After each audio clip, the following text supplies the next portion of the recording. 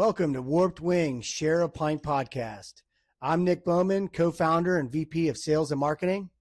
I'm John Haggerty, co-founder and brewmaster here at Warped Wing. Every week, we'll sit down and talk about what's happening around the brewery, from our featured beers of the week and what's coming out of the smokery to brewery life, new projects, and whatever else is on our minds.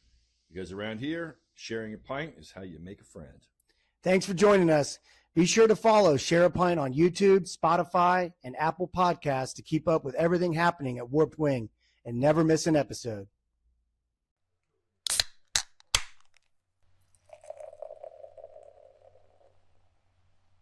What have you been up to, John?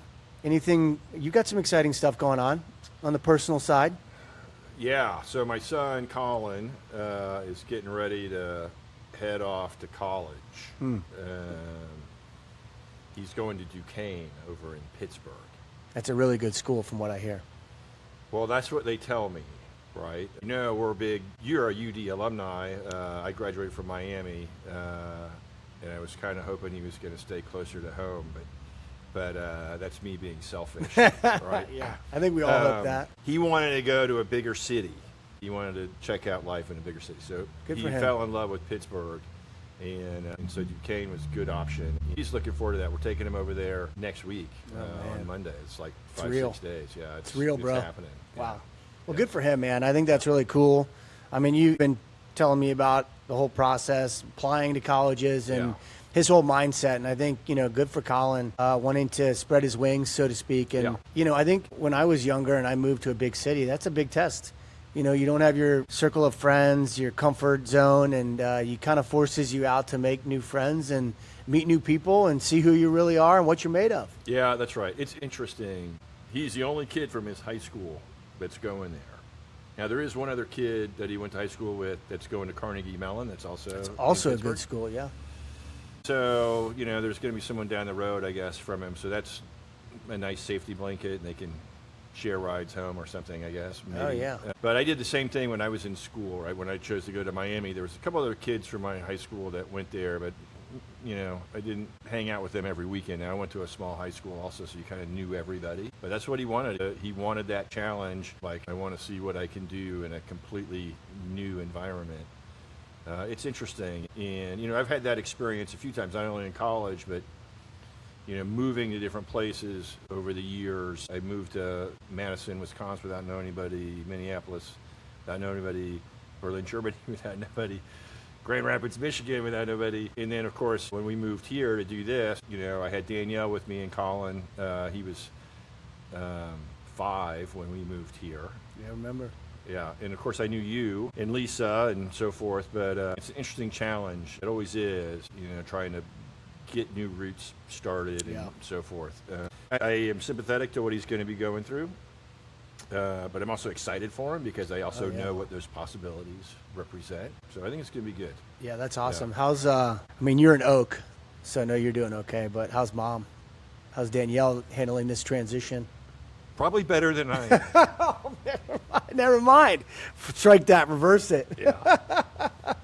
Well, yeah, I know it's a big life change, and we're excited for Colin, and it'll be here for us before we know it, too. I mean, my oldest is 12, but like you said, Colin was 5 when we started this deal, and now he's about a week from going to college, man. Yeah. It goes fast. I mean, it's crazy. Well, let's toast to that, brother. Hey, cheers. To that. Cheers to that. So, lots going on. We, we did our family vacation. That was good. Really good. It's like I got to do it every year, because because they're going to end up in college and you're not going to be able to. And then I'm not going to know them and they're going to be gone. And, it's we get so wrapped up with the day-to-day and work and sports and all the activities and everything. It's just so good to do a reset and get that quality time together. You just got to do it. So we did that. Where'd you go? We went to Florida. Yeah. We went to my in-laws' house. They got a great place on the east coast of Florida, the Atlantic side. We love it. We know it well. And my boys just enjoy the time. Did you do any deep-sea fishing? In fact, we did. I definitely caught the biggest fish, which is no surprise. Fitting. Yeah. It was like an aquarium fish. The guy said it was like if we would have sold it, it would have been worth thousands of dollars. Why didn't you do that? I don't think you're allowed to. But it was fun. The boys had a great time. The captain, Captain Nick, shout out. He put us on some really good reefs where basically we were throwing them in and just reeling them up. Not big fish, but, it kept the boys busy. Yeah. And, the whole family was out there, mom included, and it was a great day. Great experience. That was new for us as a family. Went to Universal Studios, Epic Universe. That was cool. My youngest and I are like the thrill seekers. So we rode the roller coasters. The last one we rode, dude, it was at night. It just became dark, and there was like corkscrews, and there was another coaster rolling right on. I mean, we got off, and our hair was blown back, and me and Rex were like, damn, that was crazy. Yeah. But it was cool. Yeah, I remember doing that. Yeah. It's been a minute since I've been on a roller coaster. Yeah, but it was good. Did you do the Harry Potter thing too? Yeah, we did that the year before. Yeah. Which was so cool. And then they even had a little Harry Potter at Epic Universe. So Lisa had to get her butterbeer. We all got the butterbeer, which is, a fan favorite. Yeah. My buddy Luke used to make that. Did he really? Yeah, Florida Brewing Company, I think, makes that. I don't know if I'm supposed to tell people that. That's whatever. I think that, probably made a lot of it because it was pretty popular. Yeah. But there was a Harry Potter ride that we did. It actually broke down, and we were waiting for a long time. We almost gave up. But I said, hey, we're here. We're right at the entry of the ride. And we waited it out like 5 more minutes, and it went off. And it was a great ride. So good family time. It's good to be back, though. And here we are. Colin's going to college. My boys are about to go back to school. It just doesn't feel like summer should be kind of wrapping up here. But I know. It always hits. Well, it's funny, right? Because it's like running the brewery, you're always like a couple of months into the future anyways, if not more. But like we're making Creep Show this week. Yeah. Right? Yeah, we live in the future. We don't live in the present. And that was hard for me at first when we started. But, I mean, we're living in 2027 already. We're starting to plan for that. So, fall beers are upon us. Oh, yeah, totally. Well, speaking of which, right, Lagerstadt just released. Yeah, this last week. Yeah, and it's funny because to me that's already old news, right? We just released it because it's like, oh, I'm over that already. Because I've been drinking it for like the last 6 or 8 weeks as we taste it through the process, and so I've already got my itch scratched and I got my fix, and it's like, okay, yeah, that's good. Well, I haven't yet. I kind of wait. I'm a bit of a purist. I like the weather to start to change a little bit, and then. Yeah, well, that's what I would prefer, but it's like, Right. you got to make sure it's going good, right? It's like that. Hazard of the job. Yeah. Got to QC test it. Yeah, that's right. Yeah, I'm totally excited about that. I think before we jump into that, we've got some other cool beers, and let's talk about the beers that we're drinking today. John, what are you sipping on? Old classic, plain old pills. Ah. So this is the one I always go back to, right? Because it's got enough hop character to sort of make it interesting, but it's not so much that it just like blows your skirt up. And ABV is good, and it's dry. You can drink a lot of it. Yeah, it's good. I would say it's on my top 5 shifty list. I agree. It's that beer, if you like lagers, but you also like IPAs, but you don't feel like drinking an IPA, it kind of gives you that hop, scratch that itch a little bit. I always say, it's a little bit of a play on words with airplane on the name, but I always say there's nothing plain about that beer. No, there's not. And Pilsner in general is a very unique and sophisticated style to me, and I think it's underrated within craft beer. I agree, and it's interesting too, because I know you guys on the sales team use this beer for a lot of different accounts for their house beer also, which is interesting to me. It's funny because I'll go out, into the wider market, maybe I might be out for dinner or something, and it's like, oh, that's my beer on tap, but it's not called that, right? Yeah. It's called something else, because it's the house beer. That makes me happy. It also makes me like, I wish we could just use our own name. But, whatever. Yeah, no, I get that. And it's funny, though, where we do that, it works really well. People like to grab on to that local place. And it's like, I think on the other side of that is that, we have a trusted name. So when we do that, they know the quality that we produce. And so they're more apt to try the house beer than some other instances. But, yeah, I agree with you. It's a very versatile beer.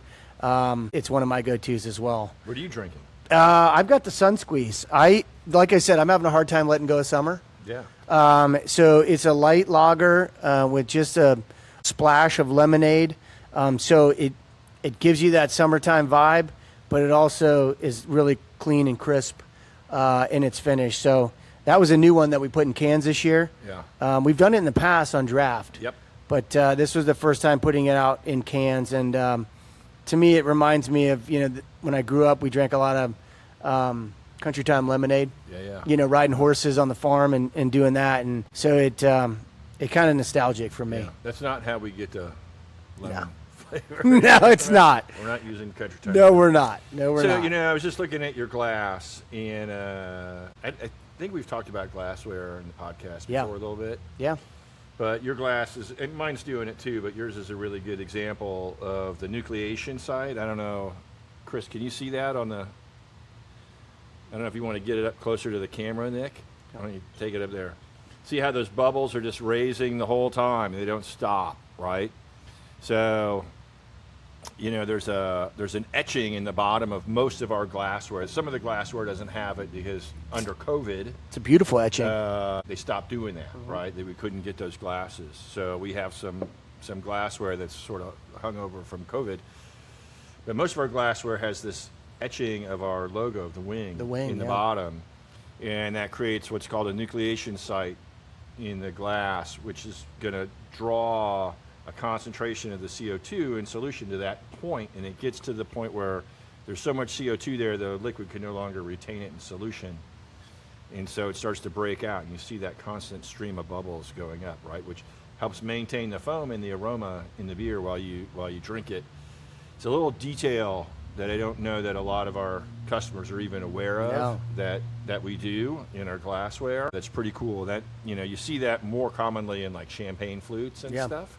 Yeah. But we do it in our glassware, which I really like that we do that. I think it's very eye appealing. I think it makes the beer look fresh and appetizing to me, and reminds me of my grandfather had these old beer signs down at the farm, and one of them had, you turned it on and it had like the nuclear. Yeah. So it's like, that's an old school thing.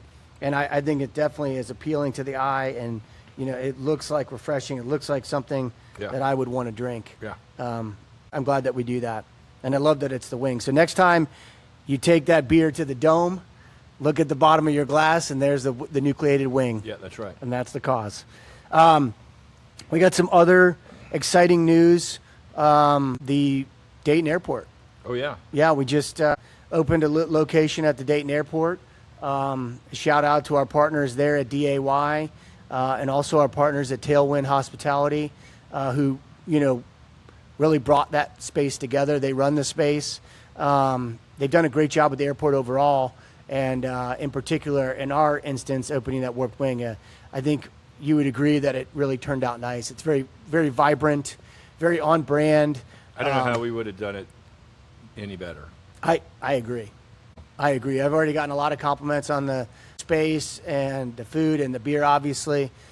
People have been going through and taking photos and sending it to me. So pretty awesome. We're excited about that partnership for a long time to come. And, that's been something that we have talked with different groups about in the past. Nothing ever materialized. But with the partnership with Tailwind and DAY's new vision of the airport and, this 5-year plan, adding new flights, it's been a good thing so far. Yeah. Well, that's my favorite airport to fly out of, just because of the sheer convenience, being here in Dayton. I like what they're doing. I look forward to flying out of there more often, and I look forward to now being able to get a pint when I do it. Yeah, it's kind of cool because now we fly out of there every year, and I was hoping it'd be open for our family trip, but we weren't there yet. But now I'm going to build in extra time, right, so that I can take the family through Warped Wing on the way. So I hope other people will consider doing that as well, depending on what time you're flying out. But now you can definitely grab a beer and some food before you fly out or when you come back. Yeah, they got the sodas too. Yeah, sodas, seltzers, the whole thing, man. So really exciting. Thanks for all the support out in the community. You guys have been awesome, and we're totally jazzed about that going forward.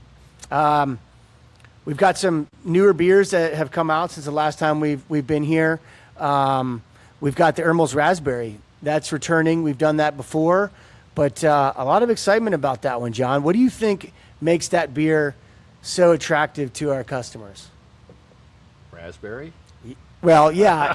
When you, Well, it's purple. It's purple. When In you the pour that glass, in a glass, it's, oh my gosh, what is that? Yeah. I want one of those. Well, it's always interesting to me, right? As a brewer, as a guy that makes beer, you like to think that people buy things because it tastes good. Yeah. Right? But the reality really is people buy a lot of stuff because it looks good.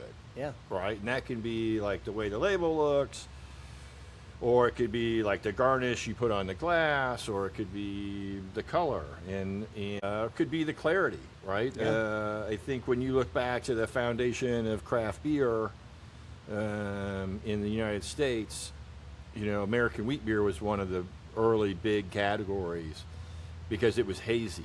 Yeah. Right. And so when you were standing in a tap room somewhere having a beer and you were drinking one of those, people knew you were drinking something different.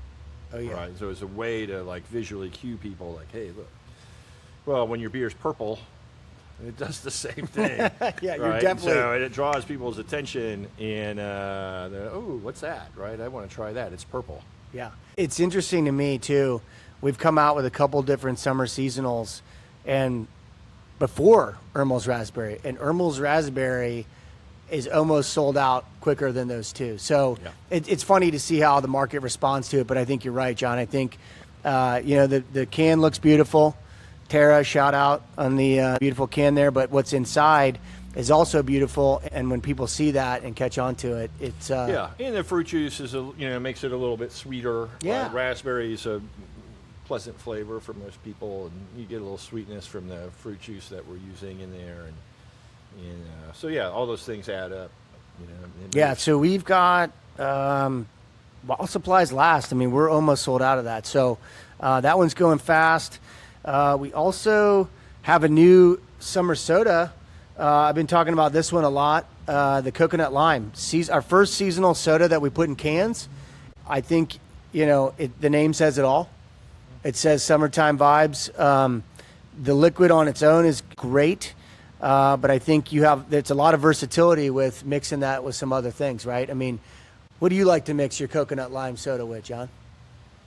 Bad decisions. Yes, that's part of it. Yeah. There's a few different, like if you want to strengthen that up into an adult beverage, there's a few different things you could do, right? You could use like either a white rum or a dark rum. Yes. I think either one would work. White rum, I think, is probably a little better because the soda's already a little bit sweet. So if you're going to use a dark rum with that, then you got sweet and sweet. But tequila would be really good. Yeah. I think you were talking earlier today about someone was doing a coconut lime margarita with this. So that's also an option. And of course, doing something neutral like vodka also works. But those would be my recommendations. But, I think you just got to try it around, see what you like. Yeah, I think that's the fun part about the sodas for me is, a lot of them are just standalone, right? Like the root beer. Yeah, I mean, when we started doing sodas, obviously there are some cocktails that people are making with the root beer. I mean, that's doable. But there was other stuff that we were doing that's like this should really be the basis for a cocktail, right?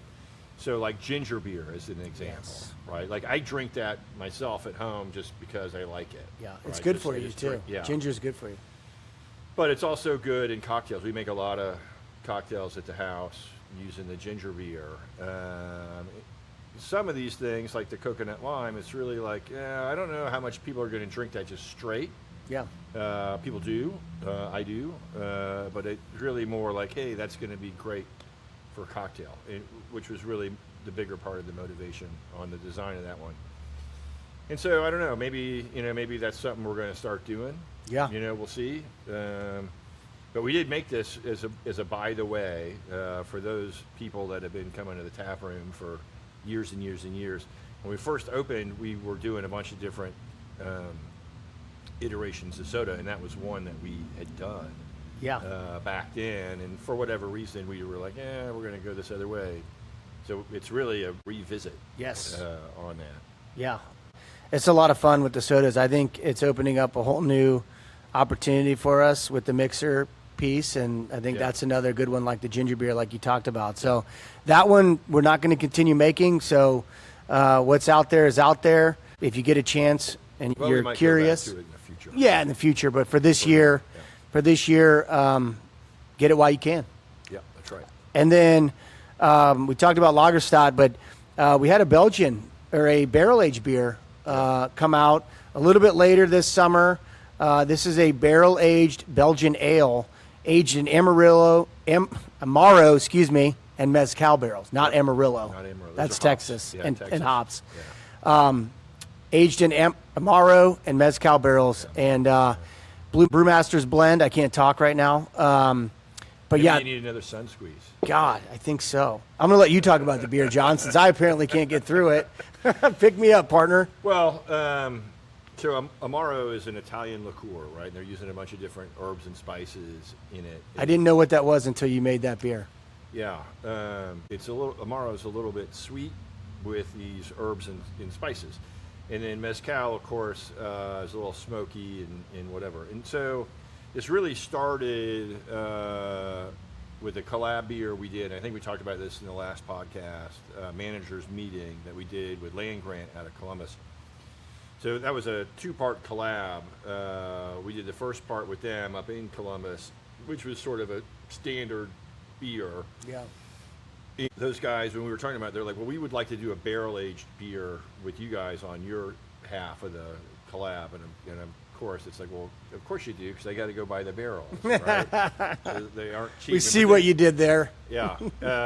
That project that we did, which was called Managers Meeting, was a Doppelbock that we aged in Amaro and Mezcal barrels. And so when I went to go buy the barrels, it's like, ooh, these are pricey. So it's like, we need to plan right out of the gate, because I'm going to have to use these barrels more than once to be able to afford to buy these barrels. So we immediately were planning on doing a Belgian to follow up behind the Doppelbock. And so this is actually a second use barrel, which works perfectly because it's a little bit less intense beer base that's in it. So they're sort of opposites, but that's what makes them work well together. They're each bringing something different to the table. The Mezcal is bringing sort of citrus, bright, smoky, and smoky can be dark in its tone. And then you got Amaro, which is sweet and herbal and a little bit spicy, not spicy hot, spicy flavorful. Yeah. Right? And so those things just complement each other really well. I think it's fascinating how you're able to put those things together conceptually without kind of tasting them together, but knowing the base beer that you're going for and then knowing those attributes, flavor profiles that you just named from the different, It's and then, a little bit of a roll of the dice, yeah, right? but It's like you think about it and you're like, I think this is going to work, right? And then you make it and you spend the money to make it and it's sitting there in the barrel and you're looking in the barrel going, I hope that's going to work. I spent a bunch of money making that. Well, we're going to have to sell it. I can't remember. You've gotten pretty good at that because I can't remember a time where that really hasn't worked out. So I think hats off to you and the guys at Land Grant too for coming up with that combination. I think it's interesting to me too. You talk about second use barrel. I know that the base beer on that was a little bit lighter, but I think being a second use, it picked up some color. It picked up some color from the barrel and from the previous contents of the Doppelbock, Yes. right? And so I was pretty certain that was going to happen. That's pretty interesting. So yeah, and in all fairness, Managers Meeting is the name of a cocktail also. So Yeah. it's not like Victor from Land Grant, and I didn't just pull Amaro and Mezcal out of our collective asses. That's a thing that's out there, and so it's like those flavor profiles can work together. So now it's just a matter of executing. Yeah. Right. And just because they work together doesn't mean you're going to end up in a good spot. Yeah. But it helps. Yeah. Right. So. Well, I think it's awesome, and I think it's exciting too. Like when you think barrel aged beer out in the market, it's usually dark. Yeah. Dark beer aged in bourbon. That's kind of like the That's standard. The sweet spot, yeah. But I like being adventurous and bringing in new different things, and I think our customers do too. I've seen a lot of great reviews on Untapped with this beer. I mean, I think you've got a good cross-section of Belgian fans out there, plus Mezcal. I mean, Amaro is new to me, but Mezcal is kind of picking up steam on the heels of tequila and the growth that's experienced, and Mezcal is kind of that new... Dude, I love Mezcal. Yeah, I do too. You introduced me to Mezcal, and now we shoot it every year in celebration of, milestones and anniversaries, and I look forward to that. Yeah, I go down to Mexico most years for work, right, to judge these beer competitions. And when I'm down there, I usually pick up a couple things, because there are some good mezcals available in the States, but the best ones don't make it out of Mexico. Right, you got to carry them back. I don't want to know how you get those back. Is it legally? Or? No, you can take them. You can bring them back legally. Okay. I mean, you can bring up to like 3 liters of alcohol back through customs with you, something like that. So, not as cool of a story, but that's good to know. No, I'm not smuggling anything back. Personal use, you can do that. So there's nothing. Just don't bring anything Cuban back. That's what gets you out of control. Okay. Right. Noted. There's an embargo there. Pro tip on that. Well, it's a great beer. And like I said, we still have some available. Pop in the tap room, check it out. We also have a second-year collaboration coming back. Midwest Roots. For those of you that don't know, Midwest Roots was a collaboration that we did last year with our friends at Dorothy Lane Market and Cox Arboretum. Yeah. And so one of our regulars, Joe Morrison, is the... Well, I don't know what his title is, frankly, but he's somehow in charge of the garden. He's the dude. He's the dude out there. Yeah, the dude. And so Joe comes here to the Springboro location pretty regularly. So he started growing hops out there, he and Todd. And so it started with like, hey, can you use these hops? And it sort of morphed into this thing. And so this year, well, we did this both last year and this year. We got some... unmalted turkey red wheat from John Brandstratter, who's... Well, yeah, let me jump in there real quick. While that was happening on your side, Dorothy Lane Market was talking to us. You know, they're such a supporter of local suppliers, locavorian culture, right? And they asked us, if we wanted to make a beer in their bakery department, specifically using some of their local grains. Yeah. So I love when that stuff happens, right? You got somebody over here talking to me, you got somebody over talking to you, and then we come to, it's like, we can just put this together. Yeah. Yeah. Yeah, so that's how that started. Anyways, we get this turkey red wheat from John Brandstratter, whose farm is down in Wilmington, I believe, or near Wilmington. And then we get the hops from Cox. And this year we're trying to figure out what we wanted to do, and it's like, well, why don't we expand this? Because Cox has this edible garden that they grow out there, and I'm like, well, what sort of herbs and flowers and stuff on the edible side do you guys have? We kind of went through this list Todd sent me, and I was like, oh, I want this, this, this, and this. And that's what we picked, and we put it in what's going to be a Belgian wit. Yeah. I think we're calling it a Midwest prairie style, because all the herbs and so forth and flowers are all sort of from this region of the country, historically speaking. And we've got it all in there, and they're actually running the transfer right now as we speak, and we're going to be packaging that tomorrow. That's awesome. I was down. It's going to be out. I think it's next week. It's going to be out. Yeah, next week. I was down there for the brew day, and God, those flowers were beautiful, man. I mean, the things that we were putting in that beer. So I'm really excited to try that. I love it. Prairie style wheat sounds interesting. It definitely will be interesting. Local hops, local flowers. Yeah. So if you have a minute, you should go by the Cox Arboretum. It's been a minute since I've been out there. One day, and go to the edible garden. If you reach out to Joe or Todd, they can show you where all the stuff is. So I had to go over there and pick everything up, right? Yeah. And so we took a walk through the garden. And they're like, here's where the bee balm came from. Here's where the lavender came from. Here's the passion flower, right? And it's like, it's growing all over you. You're like, that's this awesome. is awesome, right? Yeah, that would be very cool to go with those guys. So, yeah, so that's coming down the pike. We're excited about the second year collaboration. It's a nice celebration of local, not only here in this market, but Ohio in general. Anytime we get to do that, highlight it. I think that's something that craft brewers can do that some of the bigger brewers can't really touch on that. So, pretty exciting. We've got some exciting things happening in the tap rooms. Hard to believe it, but yeah, football season is upon us. We're talking about our own fantasy football draft actually a few minutes ago.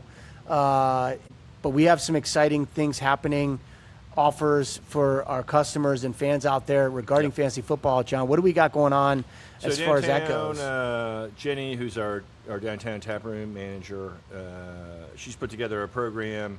So if you want to go have your fantasy football draft downtown, she's got some preset package deals that you can sign up for. A little bit of food, a little bit of beer for your group. So you just need to reach out to her. You can reach out to the tap rooms through info ad, or you can go online to the warpedwing.com and go to the downtown tap room. Right now, we just have those packages downtown, but I do know there's a few people that will book out the event spaces at our other tap rooms to run their fantasy football drafts and so forth, particularly people that do like live draft or auction drafts. You'll see that a little bit. So just a heads up if that's something you're interested in. And then also, we made a little investment in our TV services downtown this year. So we do have NFL Sunday Ticket this year. So we're going to be playing all the games. Sweet. If there's a particular team that you're interested in, maybe you are part of the Air Force Base and you're here out of Vegas and you want to see the Raiders games, we can get them, or whatever it is that you want to see, we can get those. So if you come in and you talk to Jenny, then she can help you know which TV that game is going to be on Sunday and what the time slot is and so on and so forth. The other thing we're doing is, because of that package that we invested in the TV, we also get Premier League soccer.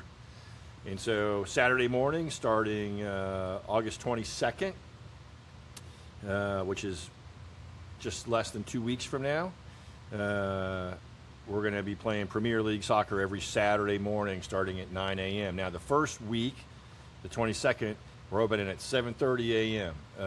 Because we've got the Manchester United fan club that meets at our place to watch the Man U games on. So we'll have all the Man U games on. But that Saturday, the 22nd, that game kicks off at 7:30. So we're opening at 7:30. And we're going to be doing breakfast on Saturday mornings. Into soccer, coming off the World Cup, you're in the Premier League. Come on down. We'll have the games on. That's awesome. So, I was actually with one of the Man U fans, not last week and the week before, at Collab Fest. She was actually pouring for us our collab with Hairless Hair and Mike Muncy, and she had her Man U shirt on. She's like, I'm ready to go.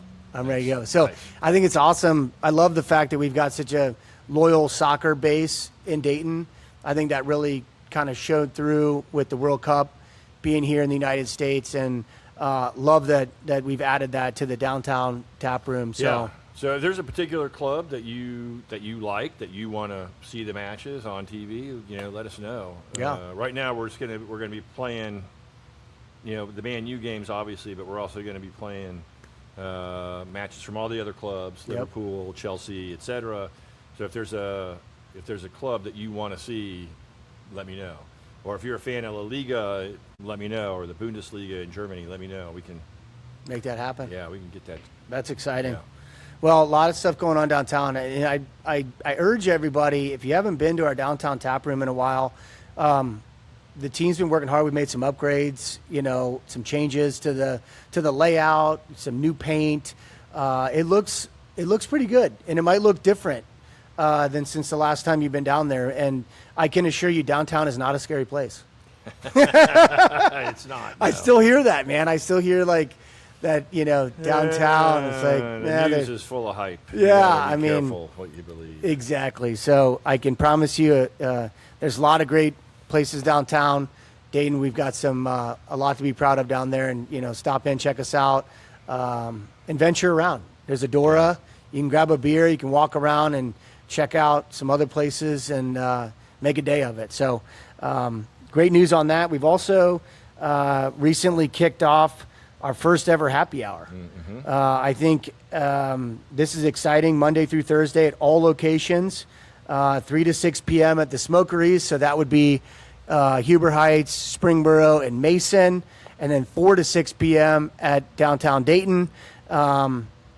Monday through Thursday, $2 off our core beers. Our core beers are the brands that we make all the time, the brands you can find in cans, anything except seasonal limited. We have $1 off our seasonal beers. Those would be the ones that like Lagerstadt or Ermel's raspberry that come out. We have $1 smoked wings. That's exciting. We've got some wings. Oh God, it doesn't get any better than that, drinking beer and eating smoked wings. And then $6 adult slushies and $1 off glass of wine if that is your thing. A little bit of something for everybody. And I think happy hour is a lost art. That used to be a big thing, right? You get off early, off of work. Happy hour, or is it happy evening? It usually starts with happy hour and turns into happy evening. But, over in Europe, you've been over there a lot more. But, I mean, drinking during the day and when you get off work, I think that's a big piece of the culture over there, right? Yeah, it is. And I think, I think it should be for everybody. I mean, mm-hmm. I don't know that it's necessarily a good idea for you to go home and drink, 6 or 8 beers every evening. But, 2-3 beers, I think that's good. Helps you take the edge off from the workday and kind of decompress. And unwind, enjoy yourself a little bit. Yeah, I think it's good. Yeah, I think connecting. Plus beer tastes awesome. It does taste awesome. And our, we've got great atmosphere. We've got a great team to serve you and create a great experience for you. So check that out. Monday through Thursday, all locations, 3 to 6 at the Smokeries and 4 to 6 at Dayton. We also have a new Smokery menu coming soon. I know people really get excited about that when you add stuff to the menu. I always like the new stuff. Yeah. The first item was something that was on our Father's Day limited menu, the ribs. Yeah. I don't know if you had any of those, but man, they're yeah, I think we did. We had a tasting, and they're individual on the individual bone. A lot of meat on those things, and they were wildly popular for Father's Day. So we're adding that to the menu. Personally, when I think of barbecue, ribs. I mean, we just ate some ribs the other night, and me and my kids, we love them. We can't get enough of them. So we're jazzed that that's coming to Warped Wing. We've been on a quest for smoked sausage. Yep. There's been copious meetings where we've tasted different sausages. Larry, who's the head of our food program, he really has been trying to identify that Texas-style sausage, and we found that. We've also found a jalapeno cheddar. Yeah. So one with a little bit of cheese and then a little bit of spice. Yeah, they're both awesome. They're both fantastic, and I think they're going to be well received by our friends that stop into the restaurants. So be on the look. That's coming soon. I think that'll be out later this month, if I'm not mistaken. Yeah, it's going to be like any week. Any week now. So check back with us. Speaking of food, one of our most popular menus on the item is, of course, smoked brisket. Yeah, that's the Mac Daddy. And we thought it'd be a little fun, instead of just watching John and I talk and listening to us talk, that we do a little behind the scenes with our pitmaster, Rob. Rob's going to show you how he does it, man. Rob is, he's dedicated to his craft, man. Yeah, he is. If you talk to him about his passion for smoked meats, it gets me excited. It's like talking to you about beer. Is the same way I feel about talking to him about smoked meats. So let's check in with Rob and get a little update from the smoker deck. Thanks, John and Nick. Appreciate it. My name is Robert Hopton. I'm the senior pitmaster here at Warped Wings Pitmaster, location in Springboro. We're going to be going over some of the briskets and what we do here with them. So typically what I'll do, take these briskets, they're about 14 to 17 pounds. That's the spec that we like. They come in wrapped in like this, and all I end up trimming off a lot of the edge here. Some of this fat, so we can get down to about a 1/4 inch trim all the way across. These are our USDA Choice Braveheart. Good quality brisket here. Once I've got these trimmed up, set ready to go, what we end up doing is we'll take some of the mustard and the brisket rub that we have behind us and lather them up. They end up looking something just like this. These will sit and rest for about 2 or 3 hours before they get loaded into the smoker overnight. At night they'll go in for about anywhere between 12 and 14 hours, and they'll end up coming out early in the morning between 7 and 8 o'clock a.m. Those get nice and rested for you before we end up slicing them to order to be put on your sandwich or your meat platter. That's pretty much what we end up doing here down at Warped Wings Brewing Company, Springboro location. So with our finished product here, what we can do, open up our smoker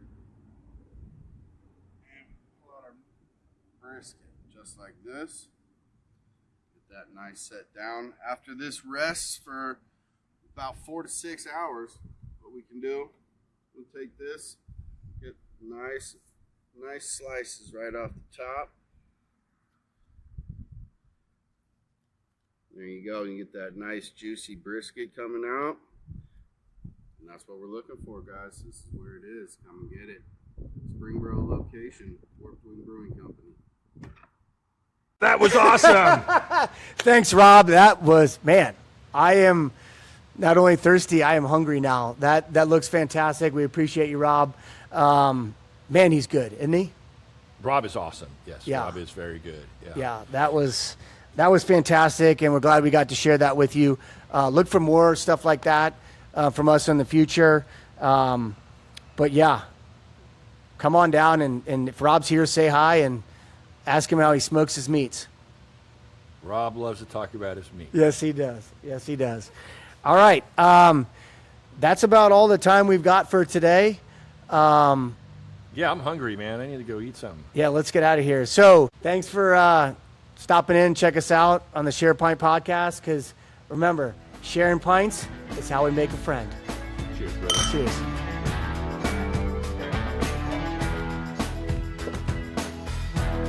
There we go.